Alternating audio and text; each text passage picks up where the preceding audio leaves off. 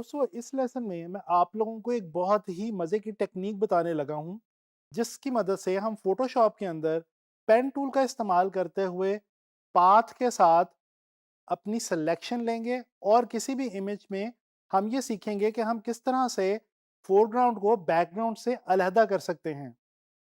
तो चलें चलते हैं फोटोशॉप की तरफ। अच्छा, यहाँ पे आप देख सकते हैं कि इस इमेज का जो बैकग्राउंड है वो कुछ डिफरेंट किस्म का है। अगर मैं चाहूँ कि मैं इस इमेज को, इस पूरे ये जो लड़के का जो इमेज है, इसको हम पूरा इस बैकग्राउंड से अलग कर लें। इस काम के लिए हमारे पास वैसे तो फ़ोटोशॉप में बहुत सारे टूल्स और बहुत सारी ऑप्शंस मौजूद हैं। जिस तरह से हम पहले भी सिलेक्शन के कई टूल्स जो हैं, उनकी मदद से बैकग्राउंड और फोरग्राउंड को सेपरेट करना सीख चुके हैं। लेकिन दोस्तों ये जो टेक्निक अब मैं आपको बताने लगा हूं, इसका एक बहुत बड़ा फायदा है। और वो फायदा ये है कि अब जब मैं ये जो कैरेक्टर है इसको जब बैकग्राउंड से सेपरेट करूंगा, तो कैरेक्टर की जो सिलेक्शन होगी वो हमेशा मेरे पास फोटोशॉप में मेरी इस फाइल में सेव रहेगी।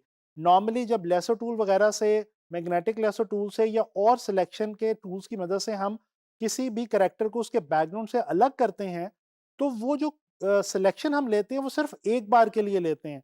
लेकिन ये जो सिलेक्शन अब हम लेने लगे हैं, ये हमारे पास सेव रहेगी। तो चलें देखते हैं कि ये काम हमने किस तरह से करना है। अच्छा दोस्तों, ये हमारे पास लेयर मौजूद है जिसके अंदर ये कैरेक्टर हमारा हमारे सामने है। अच्छा, इसके साथ हमारे पास यहाँ पे एक ऑप्शन है जी पाथ्स की। अब दोस्तों हम करेंगे क्या, ये जो लेयर है इसको मैं फर्स्ट ऑफ ऑल रीनेम कर दूं। इसको मैंने नाम दे दिया जी इमेज ऑफ कैरेक्टर। अच्छा, यहाँ पे अब मैं एक पाथ क्रिएट करूंगा। पाथ पैनल में आके यहाँ पे मेरे पास ये बटन है न्यू पाथ का। जैसे मैंने क्लिक किया तो ये आपने देखा मेरे पास एक पाथ बन गया। जिस तरह से हम लेयर को रीनेम करते हैं, इसी तरह से हम पाथ को रीनेम करेंगे। इसके ऊपर मैं डबल क्लिक करूंगा और वही नाम लिखूंगा जो मैंने वहां पे लेयर के ऊपर लिखा था, इमेज ऑफ कैरेक्टर। दोस्तों ये सेम नाम मैंने क्यों दिया है? ये सेम नाम मैंने इसलिए दिया है ताकि मुझे ये याद रहे कि ये वाली जो मेरी लेयर है, इसके साथ मैंने इस वाले पाथ को कनेक्ट किया था या इस लेयर के साथ मैंने इस पाथ के ऊपर काम किया था। अच्छा जी, ये अब मैंने एक पाथ जो है वो सेम उसी नाम का ले लिया है, जिस नाम की मेरे पास ये इमेज वाली लेयर मौजूद है। अब मैं क्या करूँगा, मैं इसको थोड़ा-सा ज़ूम करता हूँ, पेन टूल पे आता हूँ। यहाँ पे पेन टूल पे आके यहाँ से हम ऑप्शन लेंगे पाथ की। क्योंकि हम शेप तो नहीं क्रिएट करना चाह रहे, हम पाथ क्रिएट करना चाह रहे हैं। लिहाजा अब हम पाथ की ऑप्शन लेने के बाद यहाँ पे हम इस जो हमारा कैरेक्टर का इमेज है इसके साथ-साथ हम ट्रैवल करना शुरू कर देंगे और बेसिकली हम ये करेंगे कि हम इसकी जो पूरी आउटलाइन है इस कैरेक्टर की, इसको हम पेन टूल की मदद से अपने पास जो है वो क्रिएट करेंगे इस पाथ की सूरत में। जब मैं ये पाथ कंप्लीट कर लूँगा तो मैं आपको भी दिखाऊँगा कि वो जो हमने वहाँ पे लेयर के साथ पाथ की ऑप्शन लिया, वहाँ पे उसके आइकॉन के ऊपर ये जो हम ड्राइंग कर रहे हैं, ये ड्राइंग सेम टू सेम वहाँ पे आपको नज़र भी आ रही होगी। तो ये पेन टूल की मदद से आपको जो है वो सिलेक्शन करनी बहुत ही आसान रहती है और जैसा कि मैंने आपको पहले भी बताया है कि इस टेक्नीक का, इस ख़ास टेक्नीक का फ़ायदा ये है कि ये जो हम सिलेक्शन करेंगे और ये जो हम एक ख़ास किस्म के तरीके से हम पेन टूल को इस्तेमाल करते हुए सिलेक्शन ले रहे हैं, ये सिलेक्शन हमारे पास हमेशा सेव रहेगी। बेशक साल के बाद भी अगर आप इस फ़ाइल को दोबारा ओपन करें और दोबारा इसके ऊपर काम करना चाहें, तो ये जो कैरेक्टर की सिलेक्शन आपने ली है और ये जो आप टाइम लगा रहे हैं, ये टाइम आपका जो है वो बिल्कुल दोबारा आपको नहीं लगाना पड़ेगा और ये सिलेक्शन आपके पास रहेगी। अच्छा दोस्तों, ये बालों को हम थोड़ा-सा ज़रा एहतियात से ड्रॉ करेंगे क्योंकि ये इनमें थोड़ी-सी रफनेस भी होती है और हमें कोशिश अभी फ़िलहाल करनी है कि हम एक प्रिटी डिसेंट सी जो एक इसकी सिलेक्शन ले सकते हैं बालों की इसके, वो हम ले लें ताकि ये देखने में बुरी भी ना लगे। या आप देख रहे हैं कि मैं इसके बिल्कुल एज के साथ-साथ जो है वो ड्रॉ करता जा रहा हूँ और ये वाला जो काम हमने करना है ये बहुत एहतियात से करना है। हमें पेन टूल यूज़ करना अब तक आ गया होगा। मैं उम्मीद करता हूँ आप लोग सब अब तक एटलीस्ट पेन टूल को यूज़ करना सीख गए होंगे क्योंकि हमने इलस्ट्रेटर के अंदर भी उसको स्टडी किया, फिर फ़ोटोशॉप में भी हम देख चुके हैं। यहाँ पे आपको पता है ये हम कंट्रोल की मदद से इसको हम जो है वो अपनी जो पाथ होती है इसको हम मैनेज कर सकते हैं। इसी तरह से add anchor pen tool, delete anchor pen tool भी हम यहाँ पे यूज़ कर सकते हैं। अगर हमारी सिलेक्शन जो है वो हमें कहीं पे लगे कि वो गड़बड़ हो रही है, तो हम उसको बड़े आराम से जो है वो ठीक कर सकते हैं। ये देखें जी, ये हम कंट्रोल की मदद से ये जो हमारी एंकर है इसको हम बिल्कुल ऑल टुगेदर इसकी पोजीशन चेंज कर सकते हैं। और ऑल्ट की मदद से हम ये जो हमारी ये जो एक हैंडल बना हुआ है इसकी जो डायरेक्शन है वो हम चेंज कर सकते हैं।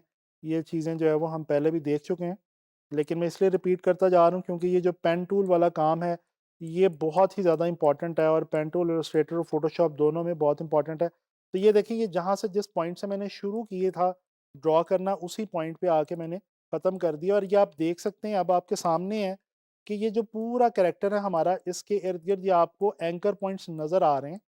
ठीक है, ये बेसिकली हुआ क्या है कि एक पूरा पाथ हमने ड्रॉ कर दिया है इस कैरेक्टर के इर्द गिर्द।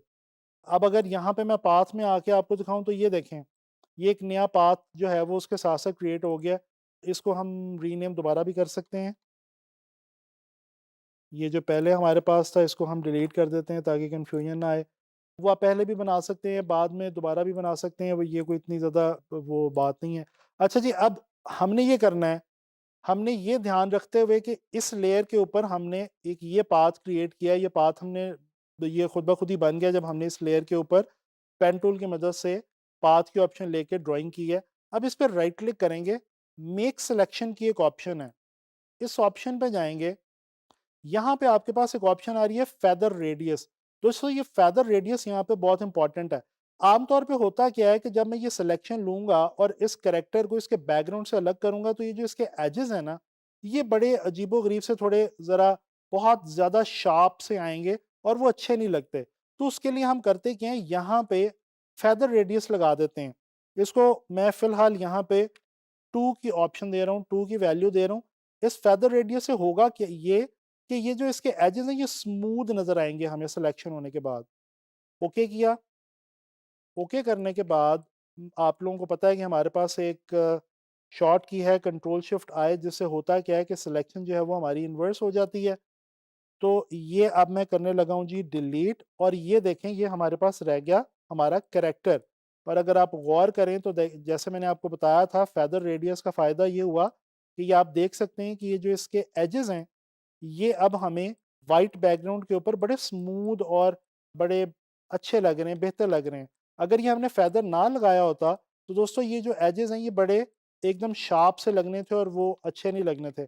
अच्छा, अब यहाँ पे मैंने एक लेयर नीचे रखी हुई है, इसको मैं ऑन करता हूँ। और ये क्योंकि चाय पीने का एक इमेज है, तो ये जो नीचे मैंने एक बैकग्राउंड लेयर रखी हुई है, ये मैंने चाय के पत्तों के हवाले से जो है वो यहाँ पे सेव की हुई है। अच्छा, ये गौर करें, अगर हम इसको ट्रांसफ़ॉर्म करके छोटा करें तो ये देखें, यहाँ पे ये एक बहुत ही इम्पोर्टेंट चीज़ है कि ये कुछ एरिया इसका अभी भी मौजूद है इस इमेज का।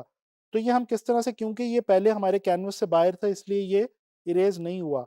तो ये हम सिंपली यहाँ से ये रेक्टेंगुलर मार्कर टूल लेंगे और इसको हम डिलीट कर देंगे। ये देखें दोस्तों, जितना इमेज हमें रिक्वायर्ड है उतना हम रखेंगे, और ये जो इमेज का एरिया हमें नहीं चाहिए ये हम डिलीट कर देंगे।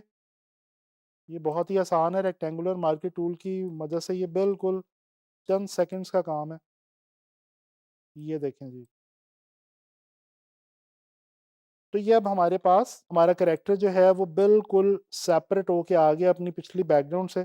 और ये अब इसको हम यहाँ पे अपनी मर्ज़ी से जिस तरह मर्ज़ी चाहें हम यहाँ पे इसको प्लेस कर सकते हैं। और फर्दर ये देखें आप, ये कितना अच्छा लग रहा है यहाँ पे ये इमेज इस बैकग्राउंड के साथ। इसी में अगर यहाँ पे थोड़ा-सा हम टेक्स्ट वगैरह ऐड करें और कुछ और चीज़ें ऐड करें तो ये हमारा कोई ऐड या पोस्टर वगैरह जो है वो भी बड़े आराम से बन सकता है। अच्छा, इसका जैसा मैं आपको पहले बता चुका हूँ, फ़ायदा ये है कि जो पाथ हमने क्रिएट किया है उस लेयर के साथ, वो पाथ हमारे पास हमेशा हमारी फ़ाइल में सेव रहेगा।